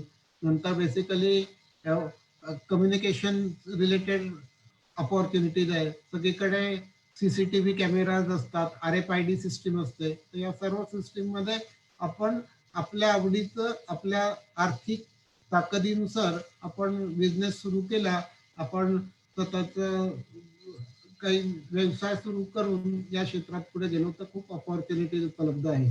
आणि म्हणजे आपलं सध्याचे जे सिस्टीम आहे, डिफेन्स सिस्टीम सुद्धा आपण इंडिजिनियसली डेव्हलप करतोय. तर तिथे सुद्धा आपल्याकडे काही आयडियाज असतील तर त्यासाठी सुद्धा वेगवेगळे प्लॅटफॉर्म उपलब्ध आहेत. युनिव्हर्सिटी लेवलला पण उपलब्ध आहे, सेंट्रल गव्हर्नमेंट लेवललाही उपलब्ध आहेत. आणि त्या दृष्टीने आपल्याला अनेक नवीन नवीन प्रॉडक्ट डेव्हलपमेंटच्या दृष्टीने सुद्धा गोष्टी ज्या पूर्वी खूप असाध्य वाटायच्या त्या आता साध्य झालेल्या आहेत. तर ही एक चांगली संधी आपल्याला उपलब्ध झालेली आहे.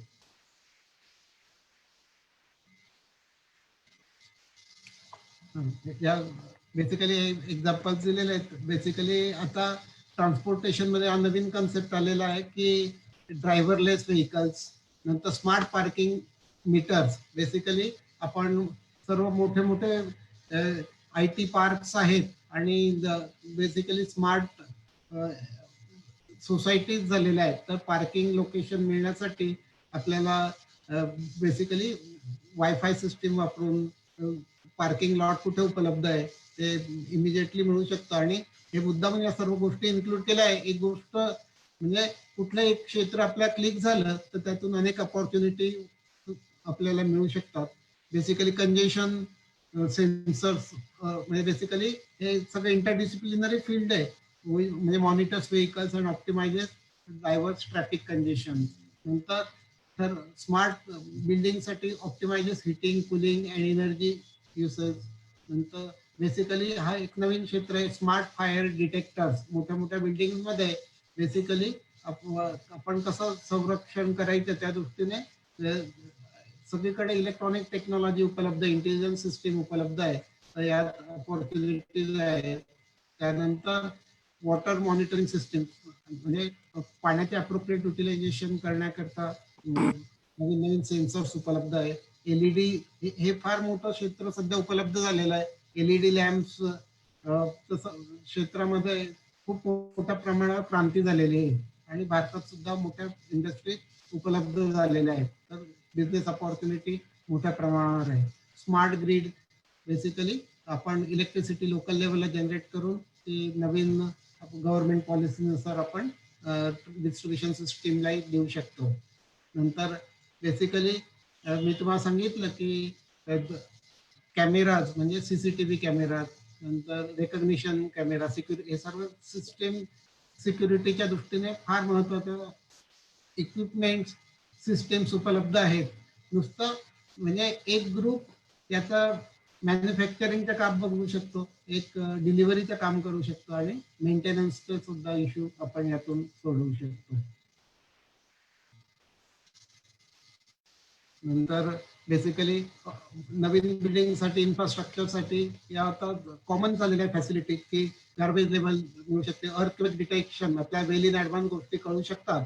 आता या इथे सगळीकडे टेक्नॉलॉजी वापरली जाते आपण, आणि त्याचा यात मोठ्या मोठ्या अपॉर्च्युनिटीज आपल्या भारतात उपलब्ध आहेत. म्हणजे आपण परदेशात जाऊन नोकरी करण्याची गरज नाही पडणार.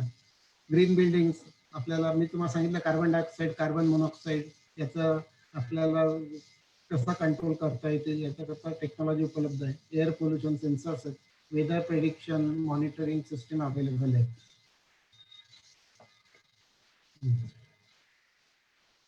आता या सर्व आज तुम्हाला ज्या अपॉर्च्युनिटीज सांगितल्या, तर या अपॉर्च्युनिटीतून आपण आपल्याला स्वतःला ओळखून ज्या क्षेत्रात आपण पुढे जाण्याचा मार्ग निवडलो त्यालाच आपण म्हणतो करिअर. ही करिअर अपॉर्च्युनिटीज म्हणजे काय? आता जवळजवळ 100 अपॉर्च्युनिटीज आपण बघितल्या, तर त्यातून आपण स्वतःचं ज्या क्षेत्रात आपण पुढे जाण्याची वाटचाल निवडणार किंवा वाटचाल करणार त्यालाच आपण करिअर असं म्हणतो. थँक्यू. धन्यवाद योगेश सर. मला जे कळलं ते थोडक्यात असं होतं की वेदर ऑटोमेशन म्हणजे ऑटोमेशन ज्या कंपन्यांमध्ये मी इंडस्ट्रीमध्ये असल्यामुळे मला त्याच्याबद्दलचं जाणीव होतीये की आम्ही ऑटोमेशन केल्याने अपॉर्च्युनिटीज कमी होत नाही रोजगाराच्या, तर त्या वाढतात असा माझा व्ह्यू आहे. कारण त्या पर्टिक्युलर अपॉर्च्युनिटीसाठी आपल्याला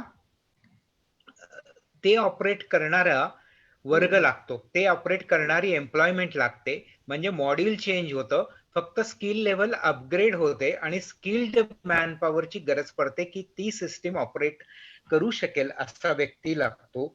म्हणून ऑटोमेशन इंडस्ट्रीमध्ये ऑटोमेशन झालं किंवा स्मार्ट सिटीमध्ये ऑटोमेशन झालं तरी requirement of the man power ही कमी होत नाही, हा त्याच्यातला उद्देश आहे. आणि तो त्या उद्देशाने अपॉर्च्युनिटीज अनलिमिटेड आहे. आणि याबरोबरच या सगळ्या मॉडर्न जे व्यावसायिक आपल्याला तुम्ही अपॉर्च्युनिटीज सांगितल्या त्याच्याबरोबरच ट्रॅडिशनल, आपण वाणी कम्युनिटीमध्ये ट्रॅडिशनल बिझनेस नवीन पद्धतीने करण्यामध्ये पण आपल्याला अपॉर्च्युनिटी अवेलेबल आहे. जसं आता आपण वाणी चेंबर तर्फे एक अमेझॉन सारखं पोर्टल डेव्हलप करून त्याच्यामध्ये आपल्या गावाकडच्या ज्या स्त्रिया आहेत, ज्या घरगुती वडे पापड करतात, लोणचं करतात, त्यांना पण एक प्लॅटफॉर्म उपलब्ध करून देणार आहे. म्हणजे ते पण करिअर एनहान्समेंट आहे. म्हणजे दॅट इज ती गृहिणी घरात घरचं काम सांभाळून जेव्हा सेकंडरी हा व्यवसाय करते आहे आणि सेकंडरी व्यवसायातून जेव्हा त्यांना ऍडिशनल इन्कमची लेव्हल वाढते तेव्हा तो त्यांचा प्राईम व्यवसाय होतो. जसं आता ऊसाच्या इंडस्ट्रीमध्ये ज्यांनी फॉरवर्ड इंटिग्रेशन केलं त्यांच्याकरता आता साखर बायो प्रॉडक्ट झाली आणि इतर प्रॉडक्ट मेन प्रॉडक्ट झाले. तर तसं इन्कमचं साधन त्याद्वारे डेव्हलप होईल. आणि माझ्या परसेप्शन प्रमाणे परदेशातच करिअर अपॉर्च्युनिटी फारशा असतात असं नाही होत. करिअर अपॉर्च्युनिटी भारतात पण आहे. आणि आजकाल आपण बघतो कोण कशामध्ये करिअर करेल, आपण म्हणजे आपल्या समाजातले किंवा कोणतेही समाजातले लोक कुठला कुठला व्यवसाय करतात की ज्याचा माझ्या वेळेला मला एवढ्या संधी उपलब्ध राहिल्या असतात तर कदाचित मी या करंट व्यवसायात राहिलो नसतो, असंही असू शकेल. तर त्या केसमध्ये म्हणजे आणि त्यावेळेला आम्हाला तुमच्यासारखं मार्गदर्शन पण मिळणं कठीण होतं गावाकडे.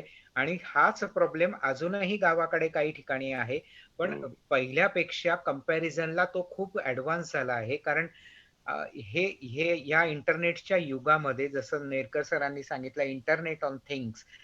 पण इंटरनेट ऑन थिंग्सच्या विषय आला म्हणून मी असं विचारतो की इंटरनेट ऑफ थिंग्स मध्ये आपण आळशी तर नाही बनणार ना नॅचरली. कारण आता माझ्या घरातले लाईट पण माझा मुलगा तो त्याच्या मोबाईलवरनं स्विच ऑन आणि ऑफ करतो. म्हणजे तेवढी मोमेंट पण ती रेस्ट्रिक्ट होते. आता आमच्या फॅक्टरीमध्ये आता आर्टिफिशियल इंटेलिजन्स किंवा इंडस्ट्री 4 या स्ट्रक्चर्स येत आहेत. तर त्याच्यामध्ये काय करिअर अपॉर्च्युनिटी असेल याबद्दल तुम्हाला काय सांगता येईल? माझा प्रश्न दोन्ही डॉक्टर करतायत. प्रशांत, तो प्रश्न अतिशय चांगला विचारला. आयओटी मध्ये तुम्ही गव्हर्नमेंट पॉलिसी जर पाहिली तर टोटल अमाऊंट ऑफ इन्व्हेस्टमेंट जी ओव्हरऑल आहे ती अपॉर्च्युनिटी जर बघितली तर असं लक्षात येतं की sky is the limit for IoT. म्हणजे उदाहरण तुम्हाला सांगतो पहा की आता आयओटी म्हणजे नेमकं काय, तर पालकांनाही नीट समजलं पाहिजे की आयओटी म्हणजे काय ते. तर इंटरनेट ऑफ थिंग्स म्हणजे एकमेकांशी इंटरनेटद्वारे जोडलेल्या व एकमेकात माहितीचे आदान प्रदान करणाऱ्या सर्व डिव्हाइसेसचा समावेश याच्यामध्ये होतो. आणि याच्यात इन्व्हेस्टमेंट किती आहे हे जर तुम्ही पाहिलं तर जवळजवळ काही म्हणजे थाउजंड्स ऑफ अब्ज एवढी मोठी इन्व्हेस्टमेंट त्याच्यामध्ये आहे. आणि नोकऱ्या किती आहेत म्हणजे एम्प्लॉयमेंट अपॉर्च्युनिटीज किती आहेत, तर आयओटी क्षेत्रात सुमारे 1 ते 1.5 कोटी नोकऱ्या आज उपलब्ध होण्याची शक्यता ही शासकीय रिपोर्टने या ठिकाणी व्यक्त केलेली आहे. आणि त्या येत्या 3 वर्षात ह्या एवढ्या अपॉर्च्युनिटीज उपलब्ध होणार आहेत. मग आता ते नेमक्या कशात असतील, तर sensor, mobile connectivity, computing power यात होणाऱ्या मोठ्या प्रमाणावर मागणीमुळे या क्षेत्राचं एकूणच व्यापकता खूप मोठ्या प्रमाणावर वाढली आहे. आणि मग त्याच्यामध्ये आयओटी क्षेत्रातील जॉब रोल्स जे आहेत त्याची सुद्धा आपल्याला माहिती असणं गरजेचं आहे. मग त्याच्यामध्ये आयओटी सिस्टीम्स ऍडमिनिस्ट्रेटर असेल, आयओटी क्लाउड सॉफ्टवेअर डेव्हलपर असेल, आयओटी इन्फ्रास्ट्रक्चर आर्किटेक्ट असेल किंवा त्याच्याबरोबर आयओटी सर्टिफिकेशन्स मोठ्या प्रमाणावर जे आहेत त्याच्यामध्ये ऍप्लिकेशनचा भाग फार मोठ्या प्रमाणावर येतो. आणि हे छोटे छोटे जे सर्टिफिकेट प्रोग्राम्स आहेत याद्वारे सुद्धा आपल्याला खूप चांगल्या संधी ह्या कमी वयात विद्यार्थ्यांना मिळू शकतात. म्हणजे याच्यासाठी ग्रॅज्युएटच मुलगा असला पाहिजे किंवा त्याच्याजवळ त्याच प्रकारचं ज्ञान असलं पाहिजे असं नाही. तर अशा प्रकारच्या छोट्या छोट्या ह्या कोर्सेस मधनं की जे सहज उपलब्ध आहेत आता, म्हणजे आपण सुद्धा एकमेकांशी आता संवाद करू शकतो. ते कशामुळे? तर ही सगळी मोठ्या प्रमाणावर आयओटी मुळे निर्माण झालेली संधी आपल्याला मिळालेली आहे. आणि म्हणून आयओटी मध्ये एकूण इन्व्हेस्टमेंट, त्याच्यात असणाऱ्या रोजगाराच्या संधी आणि वेगवेगळे सर्टिफिकेशन प्रोग्राम जे उपलब्ध आहेत त्याची सहजता तर लक्षात घेतली तर हे एक क्षेत्र आपल्याला नोकरी आणि व्यवसायासाठी, म्हणजे दोन्ही गोष्टी आहेत. आपण व्यवसाय पण त्याच्यात उत्तम करू शकतो आणि आपल्याला नोकरीच्या पण संधी मोठ्या प्रमाणावर आहेत. परंतु हे सगळं करत असताना त्या ठिकाणी थांबायचं नाही. म्हणजे आज आपल्याला सर्व्हिस मिळाली, वर्ष 2 वर्ष प्रोबेशन मिळालं, कन्फर्मेशन झालं, बेकबे असं चालणार नाही. रोज या क्षेत्रामध्ये नाविन्य येतंय, ते आपल्याला अपडेट करायला पाहिजे आणि हे अपडेट करत असताना आपलं त्याच्यामध्ये काहीतरी नाविन्य असलं पाहिजे. आणि मग जिथे नाविन्याची निर्मिती असते तिथे सर्वत्र मागणी असते. असं माझं त्याच्यावरचं एक उत्तर आहे. नेरकर सर. हो, बरोबर सांगितलं. बेसिकली प्रशांतने जो प्रश्न विचारला की माणसं आळशी तर होणार नाही ना, त्याचं उत्तर आहे नाही होणार. कारण ह्या नवीन नवीन टेक्नॉलॉजी उपलब्ध आहे आणि आपण instead of wasting time on specific task आपण अधिक चांगल्या पद्धतीचं लाईफ जगू शकतो आणि त्या दृष्टीने या गोष्टी होऊ शकतात. आज जो महत्वाचा मुद्दा आहे की स्किल्ड लेबर, म्हणजे आपल्या Vani chamber of commerce, industry and agriculture तर्फे आपण या गोष्टी म्हणजे सगळं चांगला प्लॅटफॉर्म उपलब्ध झाला तर 10वी 12वी डिप्लोमा सर्व लेवलची माणसं हवी आहेत. आज डिप्लोमा होल्डर्स अवेलेबल नाही, आय टी झालेले, ITI झालेले कर्मचारी अवेलेबल नाही. तर अशा पद्धतीने, आणि आता कसं आपल्याला लागणार की रेग्युलर मशीन ऑपरेटर वगैरे असे लोक नाही लागणार.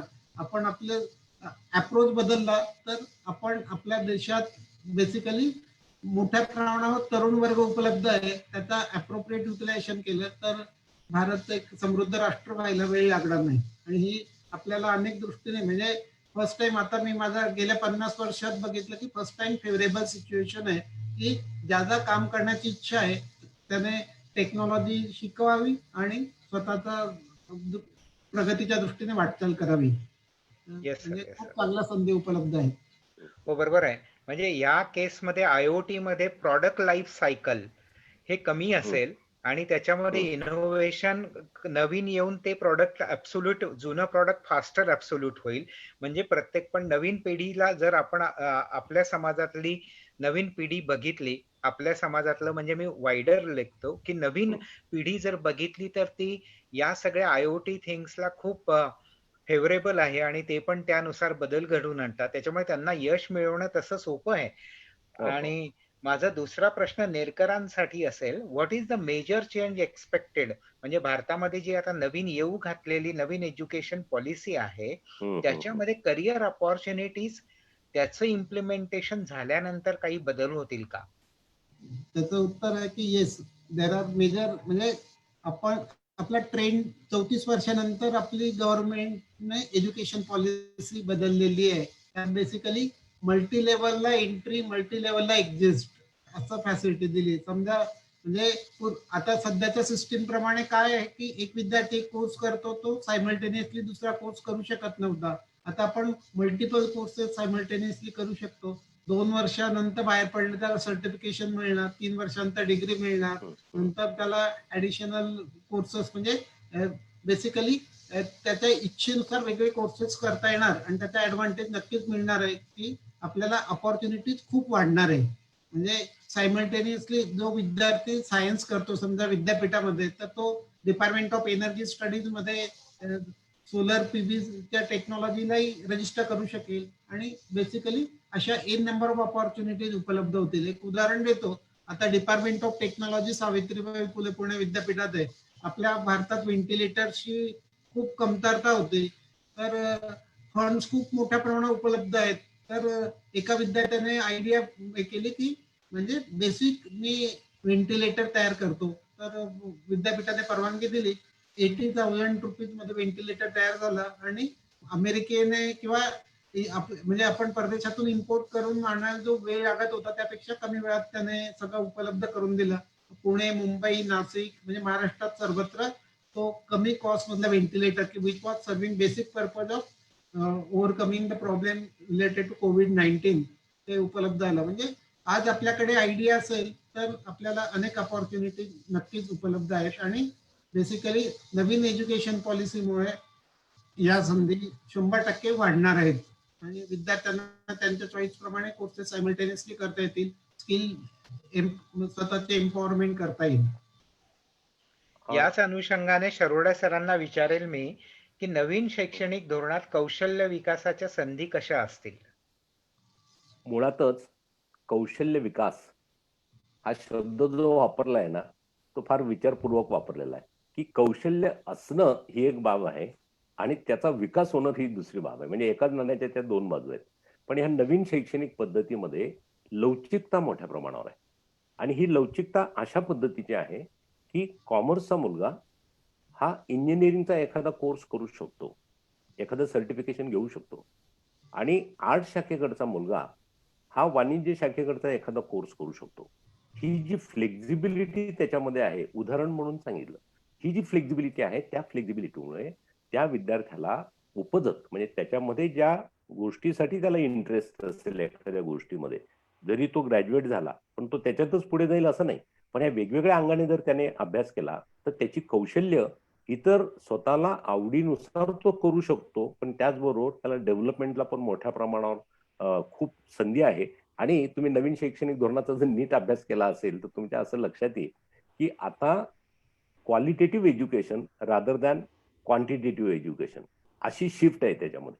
म्हणजे तुम्ही बारकाईने जर to read between two lines असं जर बघितलं तर उत्तम दर्जा देणारं शिक्षण आणि उत्तम शिक्षण देणाऱ्या संस्था याच पुढे जास्त व्यवस्थित चालतील. केवळ सरकारी अनुदान मिळतं किंवा चाललंय वर्षानुवर्ष पुण्याईवर यांना आता जगणं शक्य नाही. म्हणून नॅशनल स्किल डेव्हलपमेंट कॉर्पोरेशनने 108 प्रकारची जी कौशल्य विकसित केलेली आहेत त्याचा समावेश ह्या न्यू एज्युकेशन पॉलिसीमध्ये अभ्यासक्रमात सुद्धा करण्यात आलेला आहे.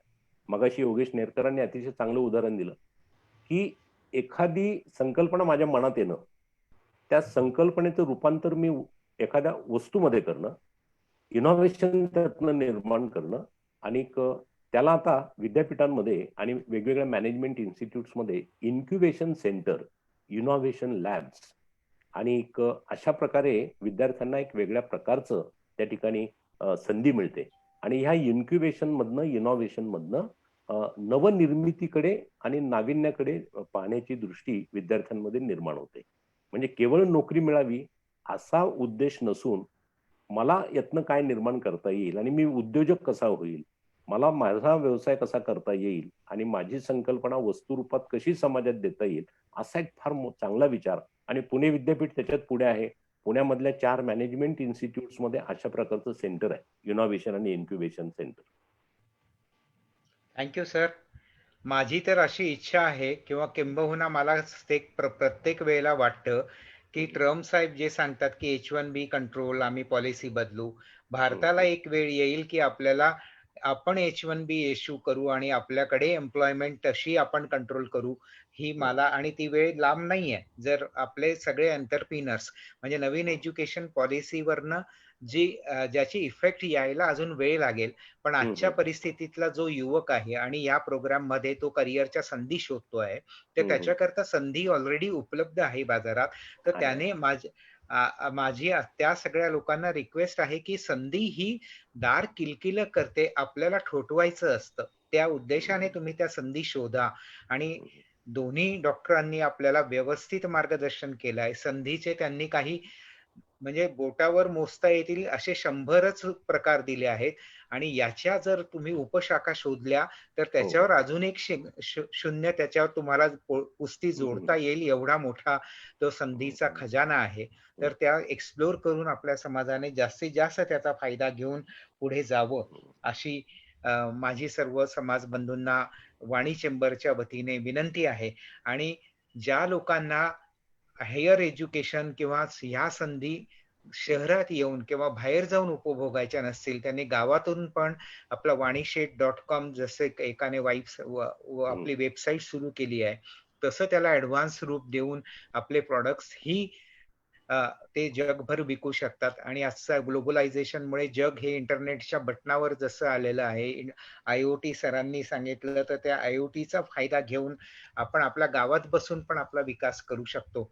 आणि शिरोडे सरांनी अगोदरच सांगितलंय, की तुम्हाला ग्रॅज्युएट होण्याची गरज नाही करियर करण्यासाठी. म्हणजे असं नाही सांगितलं त्यांनी, की तुम्ही शिक्षणापासून परावृत्त व्हा. पण आहात तुम्ही आणि तुम्हाला पुढे जायचं जर विचार असेल, तर तो याही वेळात तो उपलब्ध होऊ शकतो. असं मी सांगून वाणी चेंबरच्या वतीने आपण जो वेळ दिलात, दोन्ही लोकांनी आपला अमूल्य वेळ दिलात, त्याच्याबद्दल आपले आभार प्रदर्शित करतो. आणि ज्यांचे प्रश्न असतील, प्रश्न मला आता स्क्रीनवर दिसत नाहीये, मी सगळ्यांच्या वतीनेच तुम्हाला प्रश्न विचारले आहेत. आणि प्रश्न काही असेल तर मी इंडिव्हिज्युअल लेव्हलला त्याचं उत्तरही देईल. मी यांना त्रास देऊन, दोन्ही सरांना त्रास देऊन त्यांच्याकडनं उत्तरं मागवून घेईल. आणि परत एकदा वाणी चेंबर थ्रू आपण जो आपला वेळ दिला त्याच्याबद्दल आभार प्रदर्शन करतो आणि धन्यवाद सर. प्रशांत, तुझं हो, बोला, अभिनंदन बोला. मी यासाठी करतो, एक मिनिट, अभिनंदन यासाठी करतो की अशा पद्धतीने कमीत कमी वेळात सर्व गोष्टी आम्हाला दोघांनाही सांगता आल्या नाहीत, परंतु जे प्रश्न येतील त्या प्रश्नांना समर्पक उत्तर पटकन आम्ही देऊ एवढंच तुम्हाला आश्वासन देतो आणि तुम्हाला धन्यवाद दोघांच्या वतीने देतो.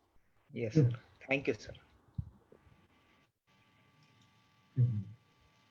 फेसबुक लाईव्ह करता हा प्रोग्राम संपला आहे असं मी डिक्लेअर करतो.